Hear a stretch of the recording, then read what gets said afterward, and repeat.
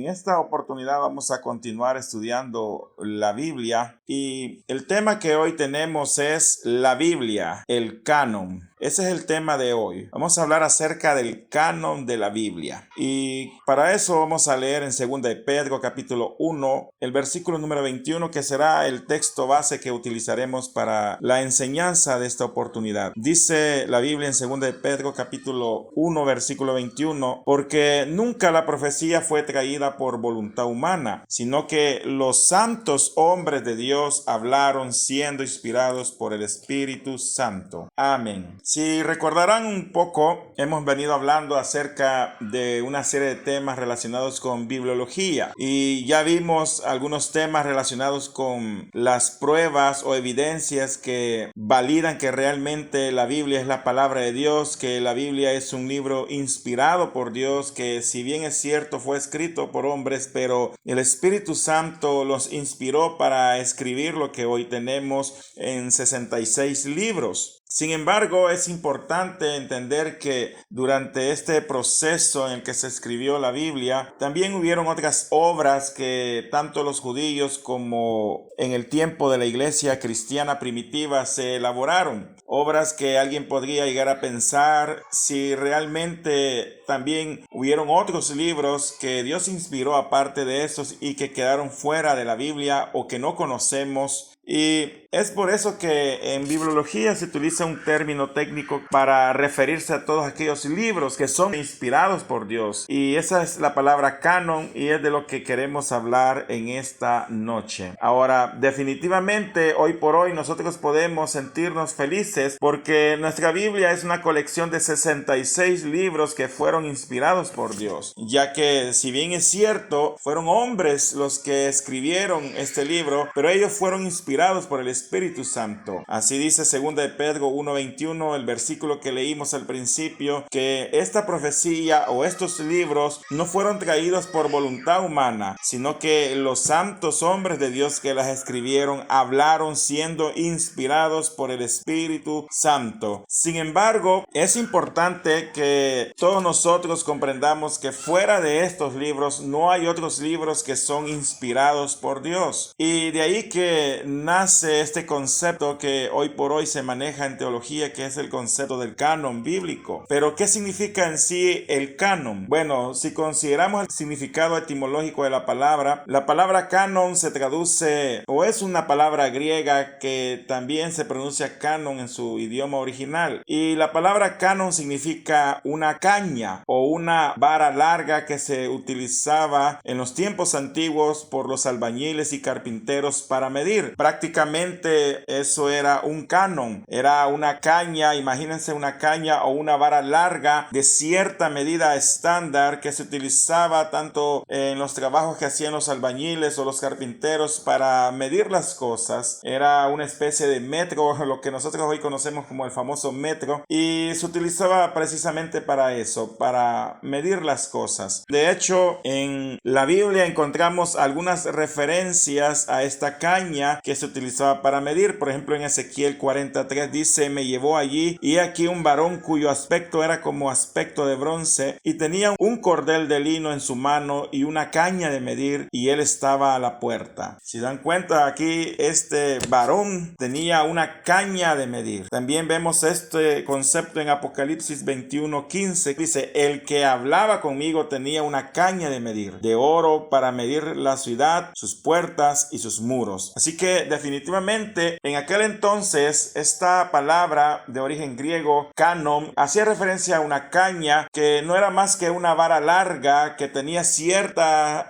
longitud estándar y se utilizaba para sacar mediciones, para medir. Sin embargo, con el tiempo este concepto de canon se fue utilizando de una manera metafórica, y de manera metafórica o de manera técnica la palabra canon implica una serie de normas o leyes bajo las cuales se mide algo. Y si lo aplicamos al concepto de la teología o al concepto de la bibliología, en sí el canon bíblico entonces corresponde a aquel grupo de libros que son considerados inspirados por Dios dentro de las Sagradas Escrituras por cumplir con ciertas normas que los clasifican como tales. Así que definitivamente cuando hablamos del canon bíblico nos referimos a ciertos libros que cumplen con ciertas normas que los clasifican como libros inspirados por Dios. Ahora bien, si consideramos una definición un poco más teológica en esto de lo que es el canon bíblico, el doctor J. Oliver Bruswell Jr. nos dice que la canonicidad de la Biblia es la cualidad o carácter de las escrituras por el cual son nuestra regla de fe y vida, como la palabra infalible de Dios. Así, canonicidad es equivalente a autoridad, la divina autoridad de las escrituras. Así que esto significa el canon bíblico. Son todos estos libros que cumplen con ciertas características que los clasifican como libros inspirados por Dios y que forman parte del canon bíblico, y como consecuencia también son nuestra regla de fe y de vida, y son libros que tienen autoridad divina sobre nosotros. Ahora la pregunta sería entonces, ¿qué libros de la Biblia son canónicos y desde cuándo lo fueron? ¿Desde qué momento los libros que hoy tenemos en la Biblia llegaron a considerarse canónicos o se convirtieron en libros canónicos? Bueno, al respecto de esto, el teólogo Charles Ryrie lo dice perfectamente en uno de sus comentarios bíblicos. Él dice: es esencial recordar que la Biblia se autentica a sí mismo, puesto que sus libros fueron inspirados por Dios. En otras palabras, los libros eran canónicos en el momento que fueron escritos. No fue necesario esperar hasta que los varios concilios se pusiesen a examinar los libros para determinar si eran aceptables o no. Las personas y los concilios solamente reconocieron y declararon lo que es verdadero por la inspiración intrínseca de los libros tal y como fueron escritos. Ningún libro de la Biblia fue hecho canónico por acción de algún concilio de la iglesia. Y esto es importante entenderlo así, porque realmente cada uno de los 66 libros es canónico, llamémoslo así, si vamos a utilizar ese término, desde el momento que se escribió, porque desde el momento que esa persona estaba escribiendo ese libro, esa carta que hoy tenemos en la Biblia, estaba siendo inspirado por Dios, de tal manera que ese libro ya gozaba con la autoridad divina, ya era un libro inspirado por Dios y por consiguiente fue creado siendo canónico, llamémoslo así. Y no fue una cuestión de que algún concilio o algún grupo de iglesias se pusieran de acuerdo para determinar si estos libros eran o no canónicos. Al final los concilios lo que hicieron fue descubrir que realmente estos libros que hoy tenemos en la Biblia cumplían con esas características para incluirlos dentro del canon bíblico. Ahora, si consideramos también qué condiciones fueron las que se evaluaron para llegar a validar la canonicidad de los 66 libros de la Biblia, podemos mencionar algunas porque, como les dije al principio, durante el tiempo de los judíos se escribieron también otras obras, especialmente durante la época del exilio y posterior al exilio se escribieron otras obras que existen de carácter judío, o también durante el período de la iglesia primitiva, durante los primeros 4 siglos también hubieron otras obras que llegaron a escribirse paralelo a los libros que hoy tenemos en el Nuevo Testamento. Entonces, considerando toda esta gran cantidad de material que existía, era importante que el hombre, tanto los hebreos, los judíos, los rabinos, como la iglesia, definiera ciertas normas bajo las cuales pudiesen identificar y validar que realmente ese libro que hoy tenemos, que son 66, eran realmente canónicos. Y bueno, en primer lugar, una de las características importantes que se definieron en aquel momento fue su unidad teológica e histórica con respecto a los demás libros del canon. Era importante que ese libro que se iba a incluir en ese momento fuese fuese un libro que tuviese una continuidad histórica, una continuidad y unidad teológica que no contradiciese en ninguna manera a los demás libros que ya existían en aquel entonces. Entonces, si uno revisa la Biblia, se puede dar cuenta que de alguna manera esta condición o esta norma se cumple. Es increíble ver la gran unidad teológica que existe en cada uno de los libros que hoy tenemos. También otro criterio importante para determinar si un libro de la Biblia era canónico o no era el testimonio de los mismos libros que afirman su autoridad divina, porque leíamos que en el caso de los libros proféticos, los profetas afirmaban que las palabras que pronunciaban eran palabra de Dios. Ellos decían: el Señor me habló, o así ha dicho Jehová de los ejércitos, o esta es la profecía de Jehová. Y en ese sentido, los profetas afirmaban que el autor de esas palabras, el autor de ese libro, el autor de las palabras que ellos decían era el mismo Dios. Así que desde ese momento, ese mismo libro traía esa autoridad divina, ya que el mismo libro declaraba que era palabra de Dios. Y qué no más decir de también el Nuevo Testamento. Uno puede leer algunos escritos que dan a entender que realmente es Dios el que inspiró a esos hombres para que esas cartas o esas palabras que quedaron plasmados en el Nuevo Testamento llegasen a considerarse como palabra de Dios. También otra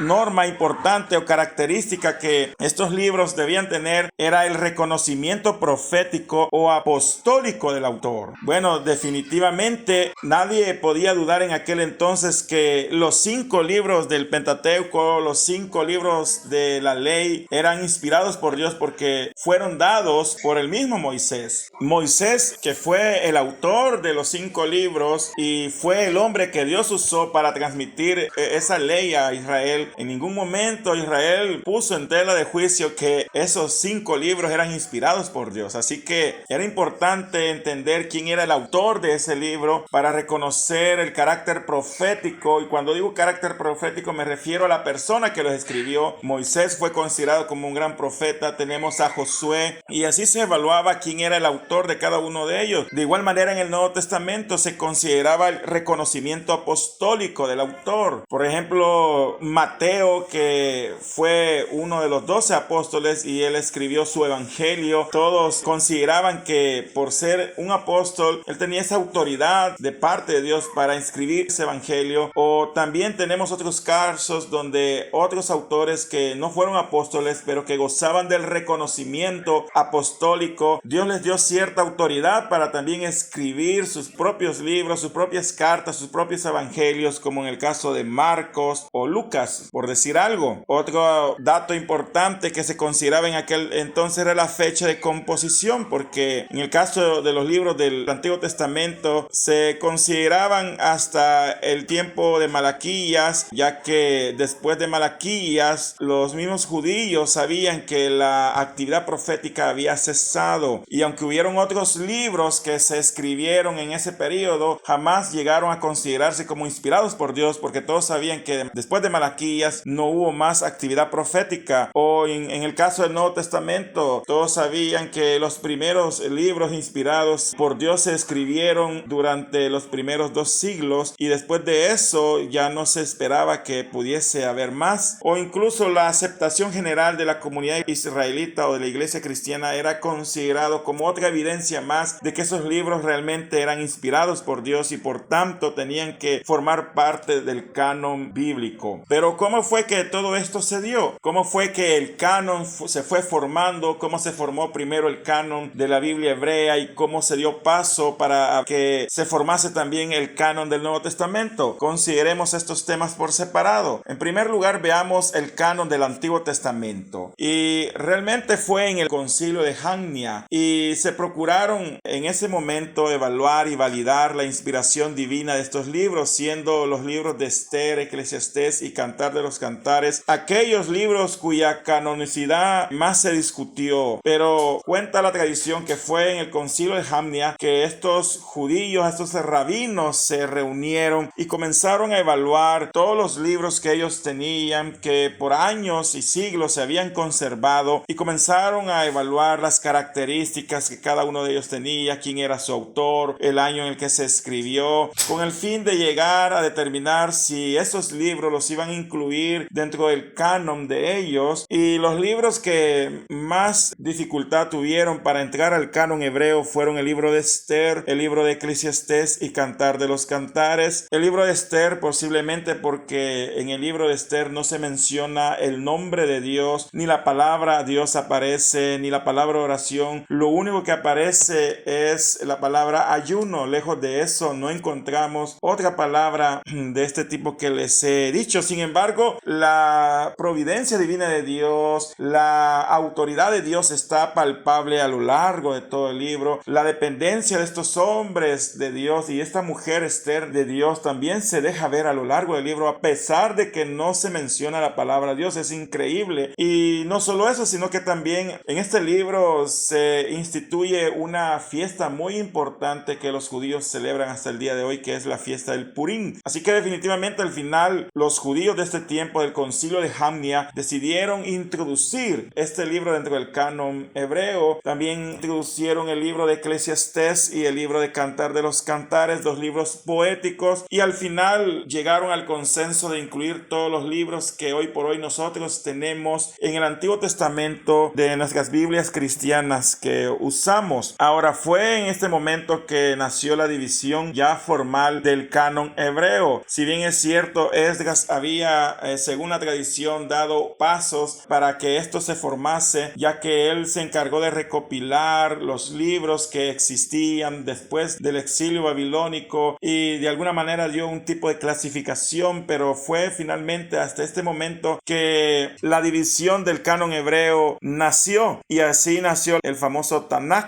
Y la palabra Tanaj deriva de primeras palabras que aparecen en estas tres divisiones, porque la Biblia hebrea se clasifica en tres partes. La primera parte es la Torá, que se traduce a nuestro idioma como la ley, y son los libros de la ley de Moisés. También la segunda división que tiene el Tanaj o el canon hebreo es el Nevim, que son los libros de los profetas que ellos llaman profetas. Y está la tercera división, que es el Ketuvim, que son todos los demás escritos que hoy por hoy nosotros conocemos en el Antiguo Testamento. Ahora, si queremos comprender mejor cómo está constituido la Biblia hebrea, llamémosle Biblia hebrea o el Tanaj, prácticamente si lo comparamos a nuestras Biblias cristianas, la clasificación que ellos les dan y más que todo el orden que ellos le dan es un poco diferente a lo que nosotros le damos. Sin embargo, al final son los mismos libros que nosotros tenemos. Les dije que la primera división es la Torá, que prácticamente es idéntica a la clasificación que nosotros tenemos en la parte que le llamamos el Pentateuco o los libros de la ley, que son los 5 libros de Moisés: Génesis, Éxodo, Levítico, Números y Deuteronomio. Pero la segunda división de ellos es el Nevim, que les dije que significa profetas, y esta a su vez se clasifica en dos secciones más, que son profetas posteriores, donde está Josué, Jueces, Reyes y Samuel, y profetas anteriores, que es Isaías, Jeremías, Ezequiel y el libro de los 12. Así le llaman a esta sección, el libro de los 12. Ahora, vean bien cómo ellos clasifican los profetas, porque para ellos profeta es una persona a la cual Dios le habló y sirvió de un canal de comunicación entre Dios y el hombre. En este sentido, Josué o los jueces de Israel o algunos reyes llegaron a ser profetas delante de Dios, y por consiguiente los reconocieron. El mismo pueblo de Israel los reconoció como profetas. Por eso en profetas posteriores está Josué, Jueces, Reyes y Samuel. Sin embargo, también tenemos los famosos profetas anteriores, que estos sí ya son Isaías, Jeremías, Ezequiel y el libro de los 12. Ahora, ¿cuál es el libro de los 12? Bueno, el libro de los 12 corresponde a los 12 profetas menores. Nosotros los conocemos como profetas menores, donde está Oseas, Joel, Amós, Abdías, Jonás, Miqueas, Nahum, Habacuc, Sofonías, Ageo, Zacarías y Malaquías. Son 12 en total, y en nuestras Biblias corresponde a los profetas menores, pero en la Biblia hebrea ellos lo tienen en un solo volumen, son un solo volumen, y ellos le llaman el libro de los 12. Así que esa es la segunda división que ellos tienen. Y la tercera división les dije que es el Ketuvim, y Ketuvim significa escritos, y en esta sección ellos agrupan el resto de libros o el resto de escritura inspirada por Dios, como son los Salmos, los Proverbios, el libro de Job, Cantar de los Cantares, Ruth, Lamentaciones, Eclesiastés, Esther, Daniel, tienen a Esdras, Nehemías como un solo volumen. No es como en el caso de nosotros, que son dos libros diferentes. Para ellos, Esdras, Nehemías en un solo volumen, y el libro de Crónicas. Ahora, si se da cuenta, aquellos libros que nosotros los tenemos divididos como primero de Reyes, segundo de Reyes, primero de Crónicas, segundo de Crónicas, en el caso de la Biblia hebrea, ellos lo tienen como un solo volumen. Por ejemplo, tienen Samuel, tienen a Crónicas y tienen a Reyes como un solo volumen, mientras que nosotros los tenemos divididos en dos secciones, como ya les expliqué. Así que, de alguna manera, estos son los libros del canon hebreo, que suman, me parece que 24 libros. Y en el caso de nosotros, de nuestras Biblias cristianas, el Antiguo Testamento se divide en 39 libros, pero son más los libros que nosotros tenemos por esto que les acabo de decir, porque ellos reúnen un solo volumen algunos libros que nosotros tenemos como independientes, como son el libro de los Reyes, los libros de las Crónicas y el de Samuel, así como el libro de los 12 o el libro de Esdras, Nehemías, que es un solo libro para ellos.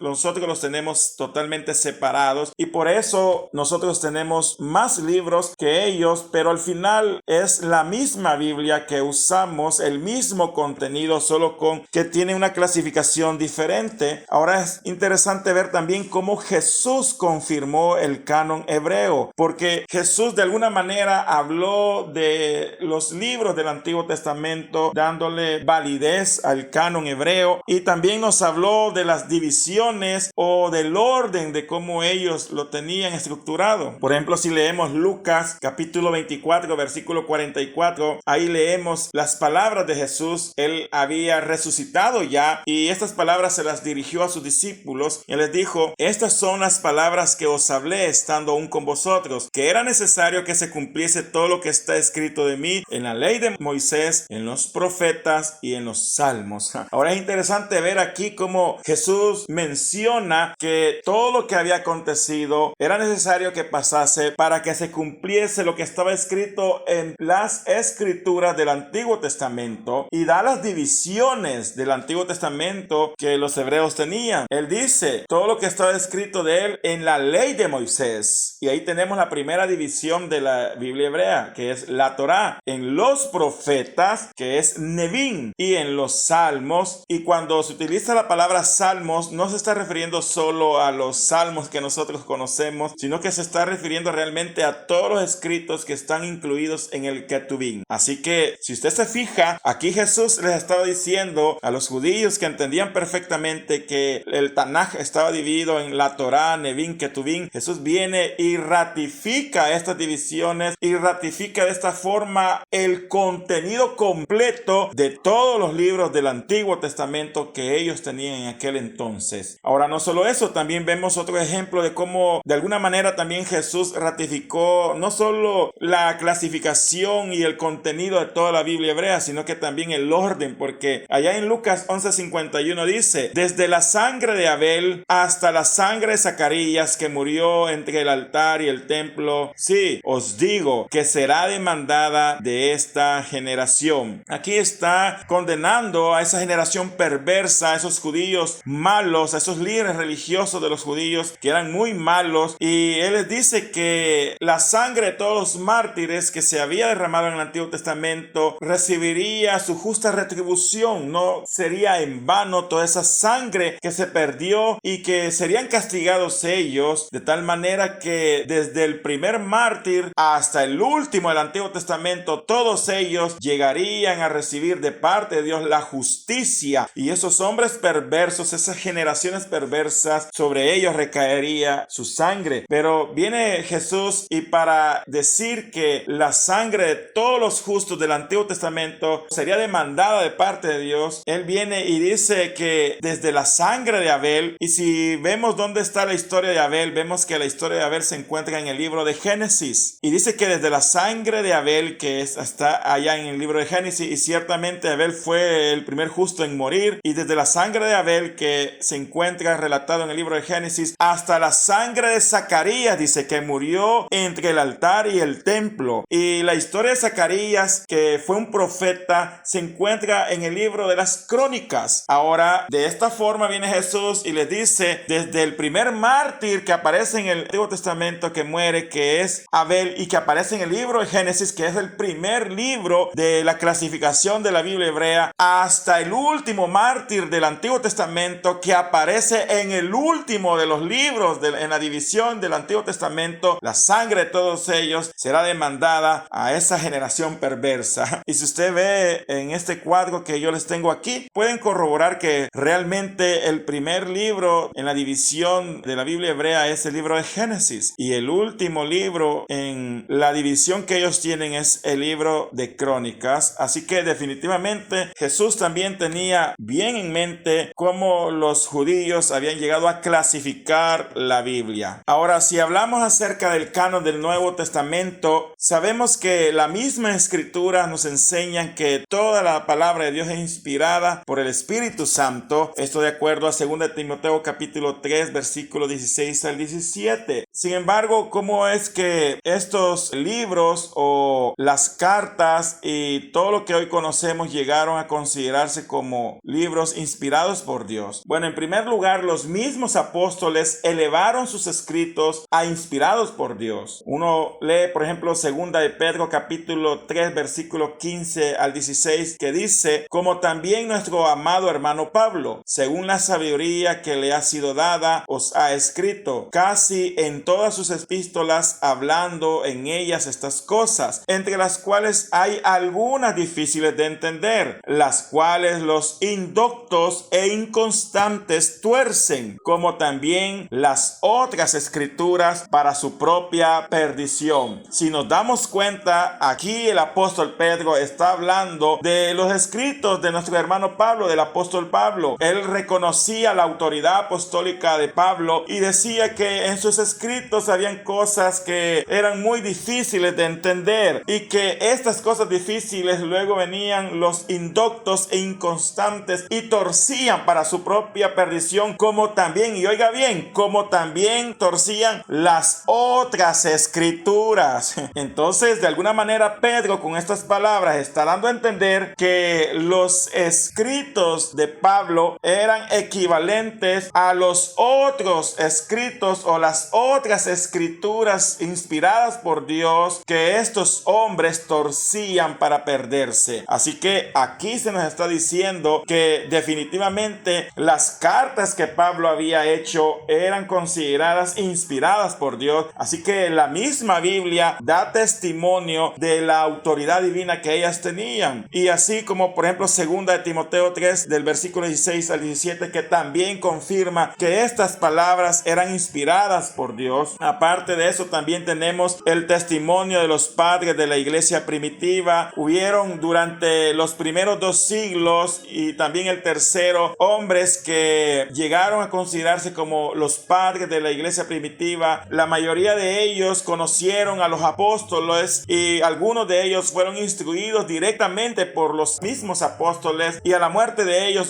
fueron los que continuaron la dirección y el liderazgo de la iglesia cristiana. Y ellos en sus diferentes escritos, hay diferentes escritos acerca de ellos, hay cartas, hay libros que ellos escribieron, apologías completas donde defendían la fe, donde hablaban acerca de la vida cristiana, pero en estos también ellos hablan acerca de la veracidad de algunos escritos del Nuevo Testamento que eran considerados como palabra de Dios. Personas como Clemente de Roma, Ignacio de Antioquía, Justino Mártir, Ireneo de Lyon y Tertuliano llegaron a confirmar la canonicidad de los libros del Nuevo Testamento en las obras que ellos escribieron. Y también fue finalmente allá en el concilio de Cartago donde la iglesia se reunió, y fue en el concilio de Cartago celebrado allá en el año de 397 después de Cristo que llegó a establecer estos 27 libros que tenemos hoy en el Nuevo Testamento como libros canónicos. Y ahí se formó por primera vez, o se confirmó por primera vez, cuáles de todas las cartas, de todos los evangelios que se habían escrito en aquel periodo, cuáles de todos iban a considerarse como inspirados por Dios. Y así surgieron los famosos 27 libros que hoy nosotros tenemos en nuestras Biblias cristianas, y fue en el concilio de Cartago. De esta forma se formó o se validó el canon del Nuevo Testamento y así se formó la Biblia que hoy por hoy nosotros tenemos. Hoy tenemos el Antiguo Testamento y hablando de nuestras Biblias cristianas tiene 5 divisiones. La primera división es el Pentateuco. La palabra Pentateuco es una palabra compuesta que viene de otras 2 palabras griegas que significa penta, que es 5, y teujos, que significa rollo o libro. En palabras sencillas, el Pentateuco es 5 libros en uno, y estos libros son el libro de Génesis, Éxodo, Levítico, Números y Deuteronomio, que tradicionalmente se le atribuyen a Moisés. Luego tenemos los libros históricos. Estos libros representan el relato del desarrollo y decadencia espiritual de la nación de Israel. Estos libros son Josué, Jueces, Ruth, primero y segundo de Samuel, primero y segundo de Reyes, primero y segundo de Crónicas, los libros de Esdras, Nehemías y Esther. Pero también tenemos una tercera división que son los famosos libros poéticos o libros de sabiduría, le conocen otros, y estos libros hacen una presentación del culto al Señor y de la fe personal. Estos libros son el libro de Job, Salmos, Proverbios, Eclesiastés y Cantar de los Cantares. Y finalmente tenemos los libros proféticos, y en estos libros el Señor revela sus bendiciones, juicios y promesas a Israel. Esta sección se divide a su vez en 2 secciones. Los libros proféticos se dividen en profetas mayores, que son Isaías, Jeremías, Lamentaciones, Ezequiel y Daniel, y los profetas menores, que son Oseas, Joel, Amós, Abdías, Jonás, Miqueas, Nahum, Habacuc, Sofonías, Ageo, Zacarías y Malaquías. Así que esta es la división que hoy por hoy nosotros tenemos del Antiguo Testamento, pero también existe una división de los libros del Nuevo Testamento. En primer lugar tenemos los evangelios. Los evangelios comprenden a Mateo, Marcos, Lucas y Juan, y cada uno de ellos presentan a Jesús con una faceta diferente, al Mesías. En el siguiente estudio vamos a estudiar un poco más acerca de esto, pero sí, hay 4 evangelios que nos hablan acerca de Jesús y lo presentan con una faceta diferente, característica de su propia naturaleza. También tenemos los libros históricos. Bueno, únicamente existe un solo libro histórico, que es el libro de los Hechos de los Apóstoles, el cual es una descripción del surgimiento de la vida de los primeros cristianos y los viajes misioneros de Pablo. También tenemos otra división que son las cartas paulinas. Estas son las cartas que Pablo dirigió a las iglesias o a personas específicas, y estas son Romanos, primera y segunda a los Corintios, Gálatas, Efesios, Filipenses, Colosenses, primera y segunda a los Tesalonicenses, primera y segunda a Timoteo, Tito y Filimón. Y en cuarto lugar tenemos las famosas cartas universales. Y estas son llamadas universales porque no fueron escritas a una persona o iglesia en específico. Estas cartas son Hebreos, Santiago, primera y segunda de Pedro, primera, segunda y tercera de Juan y la carta de Judas. Y finalmente tenemos el único libro profético, que es el libro de Apocalipsis, que incluye las profecías del fin del tiempo y la consumación del plan divino. Así que de esta manera se completa el canon de la Biblia, el canon del Antiguo Testamento, el canon del Nuevo Testamento. 39 libros componen el Antiguo Testamento y 27 el Nuevo, de tal manera que hoy llegamos a tener 66 maravillosos libros de los cuales nosotros podemos aprender, edificarnos y sobre todo conocer a la persona de nuestro Señor Jesucristo. Ahora, antes de finalizar, también es importante entender que no solo existen estos libros que se escribieron durante este periodo, sino que también se escribieron otros libros que, como les dije, no llegaron a reunir las condiciones o tener las características necesarias para ser incluidos en el canon bíblico. Estos libros se conocen a veces como los libros apócrifos o deuterocanónicos o pseudoepígrafos. Ahora, la palabra apócrifo significa escondido, o la palabra deuterocanónicos literalmente significa segundo canon, o la palabra pseudoepígrafos es un término que se usa para hacer referencia a aquellos que fueron escritos por otra persona que no es el aparente autor.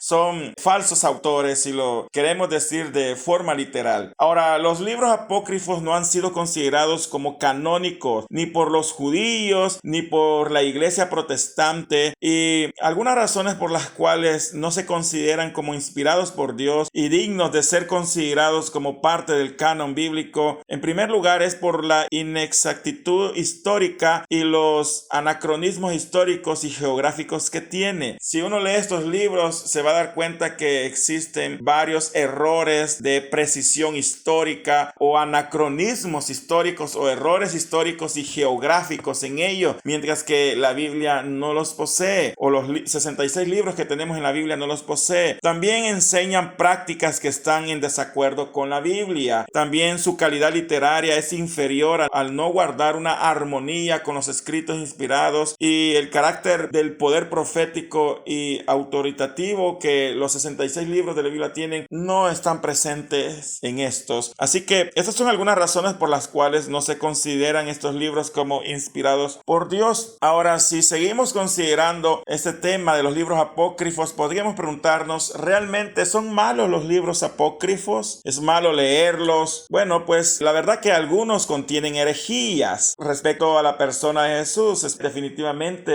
son malos desde este punto de vista porque hablan acerca de Jesús de una manera blasfema. Otros, por el contrario, no han sido totalmente desechados por la iglesia o incluso por los judíos. Por ejemplo, algunos de ellos, especialmente los del Antiguo Testamento, si uno lee la carta de Judas, ahí se nos habla de dos cosas que están en dos libros apócrifos. Se nos habla de la visión que Enoc tuvo viendo al Santo Señor venir de regreso en su segunda venida con sus santas decenas de ángeles. Y bueno, esa es una visión que aparece en el libro de Enoc, un libro apócrifo de los tiempos de los judíos del Antiguo Testamento. Y también aparece la famosa lucha entre el ángel Miguel y Satanás por el cuerpo de Moisés. Y eso aparece en otro libro apócrifo que se conoce como la Ascensión de Moisés. Y bueno, en la Septuaginta y en la Vulgata latina se incluyen algunos libros apócrifos del Antiguo Testamento. Así que algunos, digamos, no son tan malos, pero otros sí contienen herejías. Aparte de eso, también algunos libros como los Macabeos son una buena fuente de datos históricos, aunque el mismo autor revela que su obra no es inspirada por Dios. Algunos libros que se consideran como apócrifos son buenos leerlos en el sentido de que nos muestra una faceta histórica importante de la nación de Israel. Por ejemplo, el mejor ejemplo de eso es el libro de los Macabeos, y ahí se nos habla de la lucha de los Macabeos para liberar a Israel de la opresión de los sirios. Así que uno puede leer estos libros y darse cuenta cómo estos judíos de este tiempo se rebelaron en contra de la opresión que Antíoco Epífanes ejercía sobre ellos. Así que desde este punto de vista son una buena fuente de datos históricos, aunque su mismo autor, el autor de los Macabeos, da a entender en sus escritos que su obra no es inspirada por Dios. ¿Por qué digo eso? Bueno, falta leer, por ejemplo, Segunda de Macabeos, capítulo 15, versículo 37 al 38 para darse cuenta de eso. Yo le voy a leer Segundo de Macabeos, capítulo 15, los versículos que van del 37 al 38. Oiga cómo el autor casi termina este libro y dice: y yo termino aquí mi narración. Si está bien escrita y ordenada, esto fue lo que me propuse. Si es mediocre y sin valor, solo eso fue lo que pude hacer. Así que oiga bien cómo el autor está hablando, cómo él está dando a entender de que si está bien escrito su libro, qué bueno, eso es lo que él pretendía, que fuera una obra útil. Pero si se equivocó, bueno, pues en palabras sencillas, que lo disculpen porque hizo su mejor esfuerzo. Ahora, si este fuese un libro inspirado por Dios, no creo que el Espíritu Santo pueda escribir estas palabras tratando de disculparse si hubo un error durante la narración o la escritura del mismo libro. Así que desde este punto de vista uno puede ver que estos libros definitivamente carecen de la autoridad divina. Ahora, Martín Lutero dijo acerca de los apócrifos, él dijo que son libros que no son tenidos por iguales en las Sagradas Escrituras, pero cuya lectura es útil y buena, como en el caso del libro de los Macabeos, que es una fuente muy buena de historia para saber lo que el pueblo judío pasó durante ese periodo donde fueron azotados por el imperio de los sirios. Ahora, en tercer lugar, allá fue realmente en el Concilio de Trento en el año de 1546 cuando la Iglesia Católica declaró estos libros apócrifos como libros canónicos y condenó a todos aquellos que lo negaran. Estos libros son los que hoy están en las Biblias católicas católicas. Por eso, si usted revisa una Biblia católica, se va a dar cuenta que hay más libros de los que nosotros tenemos, pero es porque están incluyendo algunos libros apócrifos dentro de su volumen, y ellos los han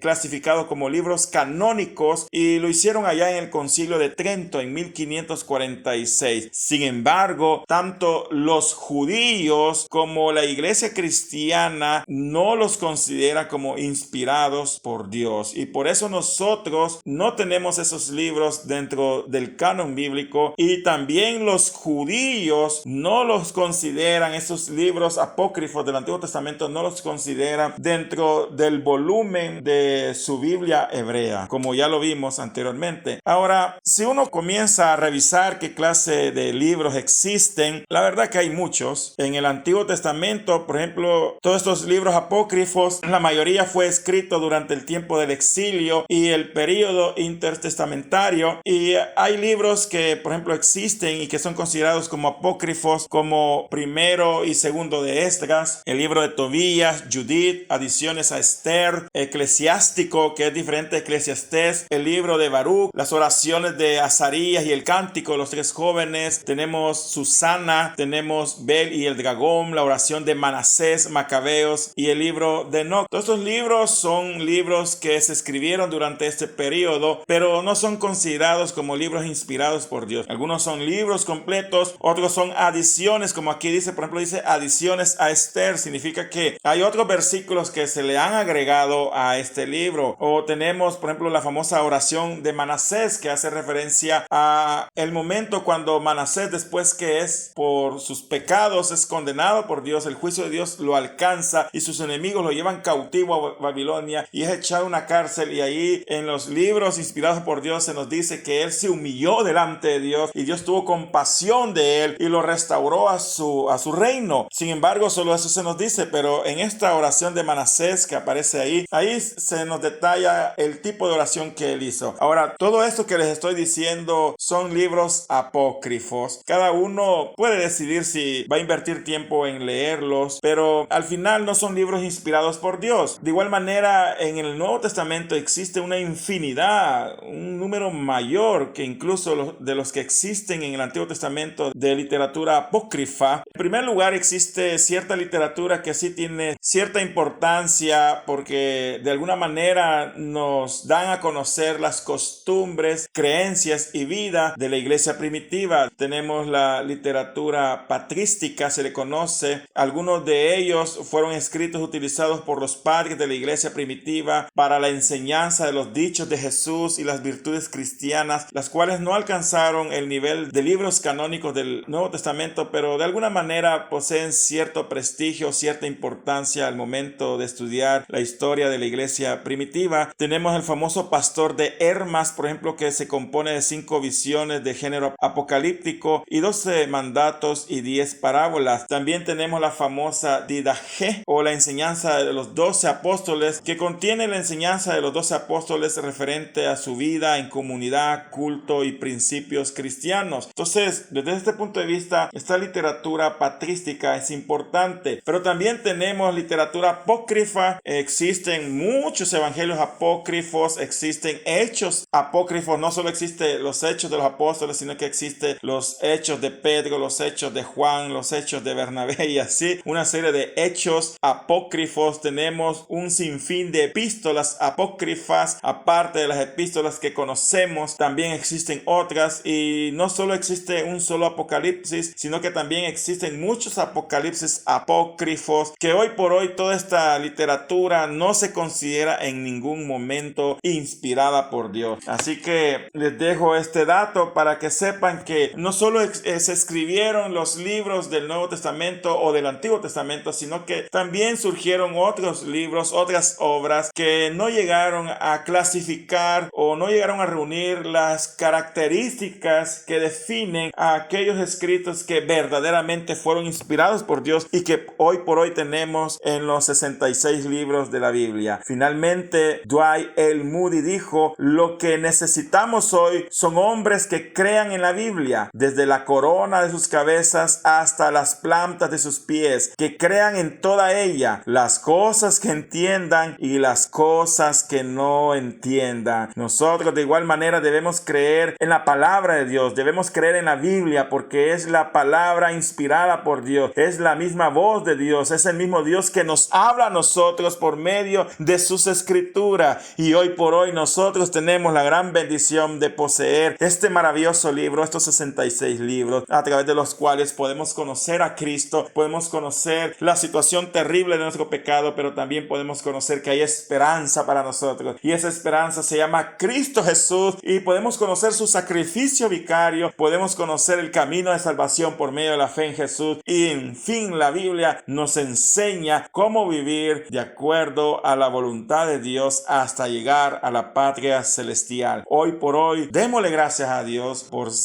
por tener la oportunidad de poseer, de tener este maravilloso libro en nuestras manos. Oremos a Dios. Padre que estás en los cielos, gracias te damos, Señor, por esta palabra, por esta enseñanza, Señor. Te pedimos en el nombre de Jesús que nos ayudes para poder seguir conociendo más tu palabra, la Biblia, Señor. Hoy hemos considerado este tema que es un poco técnico y que habla acerca del canon de la Biblia, pero a través de este tema, Señor, podemos entender que fuera de estos 66 libros no hay más libros inspirados por Dios, no hay más libros que puedan ser considerados como inspirados por el Espíritu Santo. Gracias, Señor. Nuestra fe, Señor, está puesta en ti y nuestra fe se alimenta de estos maravillosos 66 libros. Bendícenos, Señor, ayúdanos a comprender tu palabra, a creer en ella, y aún de las cosas que no entendamos, ayúdanos a creer, Señor, como decía Agustín de Hipona, Señor, creo para entender y entiendo para creer. De igual manera nosotros abrimos nuestro corazón a ti y a tu palabra, somos humildes, mansos en recibirla, Señor. Gracias por todo. Bendice a las personas que nos acompañaron esta noche, bendice sus vidas y ayúdanos a seguir